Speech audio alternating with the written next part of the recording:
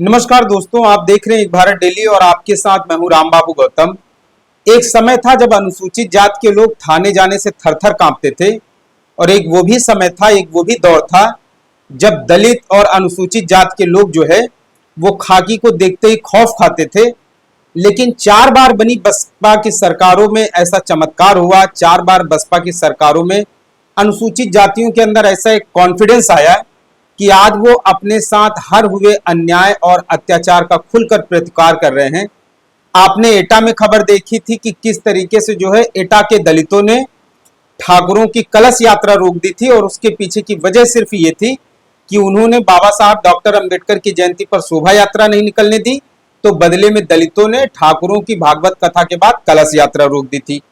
अब कुछ उसी तरीके का मिलता जुलता मामला एक बुलंदशहर से आया है, जहां पर बुलंदशहर के दलितों ने अपनी आवाज को बहुत बुलंदी के साथ उठाई है और उस गांव में आबादी जो है वो काफी ज्यादा अनुसूचित जात की है, लेकिन गांव में बोर्ड जो है वो अहीर रेजिमेंट का लगा था। मतलब आप ये मानिए कि वहां के जो दलितों का कहना है कि 65% के आसपास आबादी अनुसूचित जाति और दूसरी जातियों की है, जबकि 30 से 35% आबादी वाले यादव समाज के लोगों ने गांव में अहीर रेजिमेंट का बोर्ड लगा रखा है। और उसी बोर्ड को लेकर के जो है वो काफी ज्यादा बवाल हुआ है, काफी ज्यादा जो है तनातनी हुई है। हालांकि मामला हिंसा में बदलने जा रहा था, लेकिन पुलिस ने सूझबूझ दिखाते हुए और दलितों की उसमें जो है वो काफी ज्यादा एकजुटता ने एक बहुत बड़ी हिंसा का जो है वो बहुत बड़ी हिंसा को टाल दिया है। अब ये जो पूरा मामला है ये मैं आपको बताता हूँ। ये दरअसल बुलंदशहर में एक थाना है सिकंदराबाद, और उसी सिकंदराबाद थाने में एक कोतवाली पड़ती है और ये सिकंदराबाद कोतवाली में गांव पड़ता है जुनैदपुर। ये पूरा मामला वहीं का है और दलितों ने इस गांव में जो है दलितों की अच्छी खासी आबादी है, 60 से 65%, कुछ अदर कास्ट के लोग भी रहते हैं। और जुनैदपुर गांव में करीब 30 से 35% आबादी जो है वो यादव समाज की है। यादव समाज ने गांव में एक बोर्ड लगा रखा है और इस बोर्ड में क्या कुछ लिखा है ये भी मैं आपको बता दूं। तो ये गांव में जो बोर्ड लगा है इसमें लिखा है कि जय यादव जय माधव और जय लाला जय सिंह की यदुवंशी ग्राम जुनैदपुर, अहीर रेजिमेंट हक है हमारा, संयोजक समस्त ग्रामवासी जुनैदपुर। तो मतलब ये समस्त ग्रामवासियों की तरफ से इसमें बोर्ड लगाया गया है। तो इसी को लेकर के अनुसूचित जात के लोगों ने वहां पर विरोध किया और अनुसूचित जात के लोगों का कहना है कि आबादी गांव में सबसे ज्यादा अनुसूचित जात के लोगों की है, तो फिर गांव में यादव समाज की जाति का बोर्ड कैसे लग सकता है। हालांकि ये बोर्ड बताया जा रहा है कि अभी 3 महीने पहले ही लगा था। सबसे पहले इस पर कुछ लोगों ने कालिक वगैरह पोत दी थी, उसके बाद बोर्ड हटाया गया और अब जो है यादव समाज के लोगों ने जो है पंचायत करके वहां पर एक बहुत बड़ी हिंसा का रूप जो है लेने जा रही थी, लेकिन उसे दलितों की एकजुटता ने और पुलिस प्रशासन की मुस्तैदी ने फिलहाल ये घटना टाल दी है। इसमें और भी कई सारी चीजें हैं, वो भी मैं आपको बताता हूं इस घटना को लेकर के। दूसरा एक चीज ये है कि जब ये बोर्ड वहां से हटा दिया गया तो गांव में यादव पक्ष के लोगों ने आसपास के गांव से यादव समाज को बुलाकर के एक पंचायत बुलाई और बोर्ड को दोबारा से लगाने की कोशिश की गई। इसमें अहीर रेजिमेंट के राष्ट्रीय अध्यक्ष और समाजवादी पार्टी के कई कार्यकर्ता जो है गांव में इकट्ठा किए गए।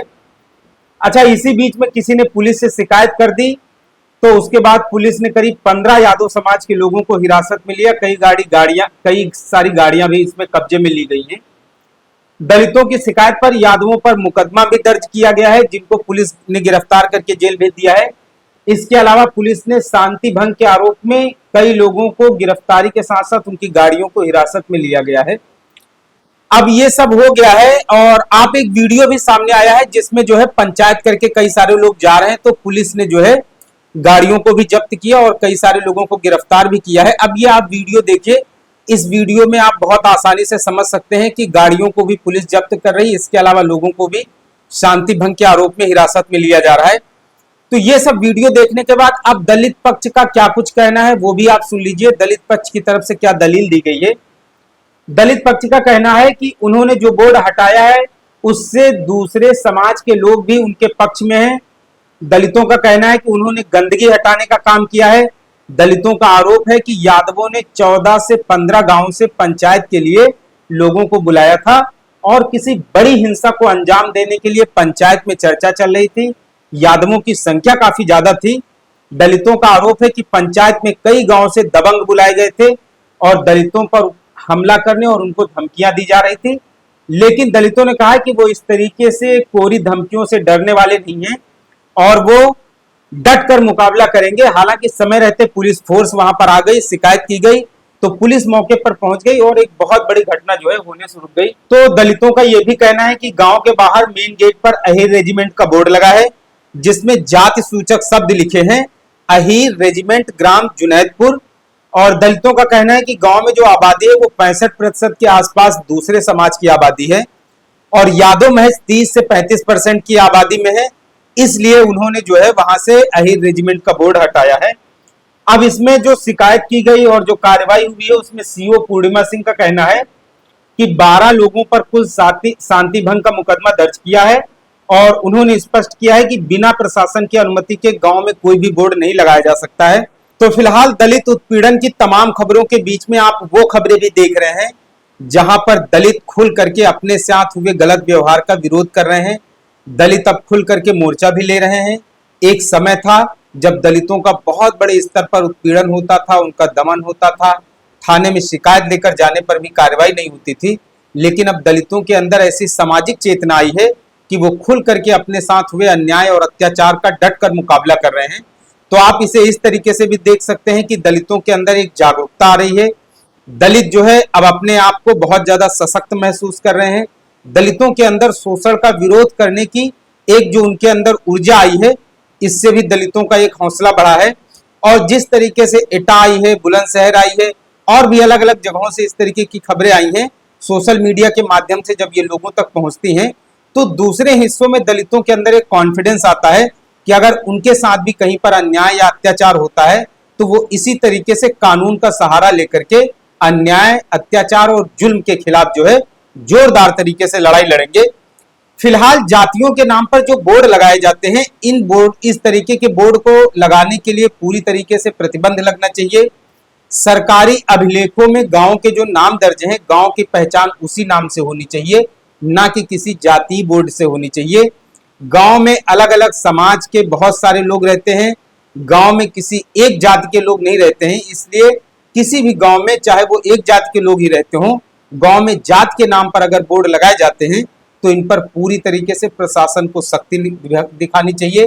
तो फिलहाल गांव में जातियों के नाम पर जो बोर्ड लगाए जाते हैं इनका खुल करके विरोध होना चाहिए, चाहे वो अहीर रेजिमेंट का बोर्ड हो, चाहे वो द ग्रेट जाटो का बोर्ड हो, क्योंकि गांव में जो दूसरे समाज के लोग होते हैं इस तरीके के जात के नाम पर बने बोर्ड देख करके उनके अंदर कहीं न कहीं हीन भावना पैदा होती है। फिलहाल बुलंदशहर के जुनैदपुर गांव से दलितों ने जो अहीर रेजिमेंट जाति सूचक शब्द का बोर्ड हटाया है, इसकी जमकर सराहना हो रही, प्रशंसा हो रही है। दलितों ने जो दिलेरी दिखाई है इसकी भी जमकर जो है लोग तारीफ कर रहे हैं। फिलहाल समय रहते पुलिस ने भी इसमें जिस तरीके की सक्रियता दिखाई है, एक बहुत बड़ी घटना, एक बहुत बड़ी हिंसा को होने से रोक दिया है। ऐसे में पुलिस की भी जमकर प्रशंसा करनी चाहिए। तो फिलहाल एटा के बाद बुलंदशहर के दलितों ने जिस दिलेरी के साथ, जिस बहादुरी के साथ और जिस बुलंदी के साथ वहां पर जो है जाति सूचक बोर्ड हटाया है और जिस तरीके से उन्होंने गलत को गलत कहने का विरोध दर्ज कराया है, इन सब चीजों को लेकर के आपकी अपनी क्या राय है इस वीडियो में जरूर बताएं, कमेंट जरूर कीजिएगा। अगर आप एक भारत डेली चैनल को पहली बार देख रहे हैं तो आपसे अपील है इस चैनल को सब्सक्राइब जरूर करें। ये स्टोरी अगर आपको दलितों की जो साहसिक कहानी है, अगर ये आपको अच्छी लगी है तो इसे दूसरे लोगों तक भी भेजें। धन्यवाद।